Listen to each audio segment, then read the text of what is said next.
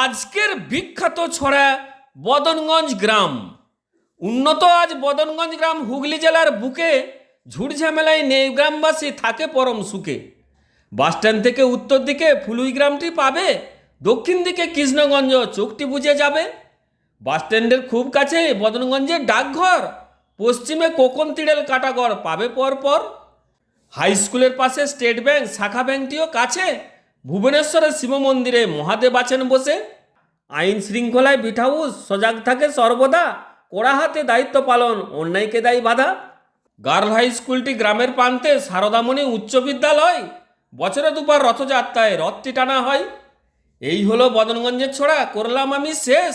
এই ছড়াটি ছড়িয়ে দাও গোটা ভারতবর্ষ দেশ। নমস্কার। এই রোডটা এত সুন্দর হয়েছে না।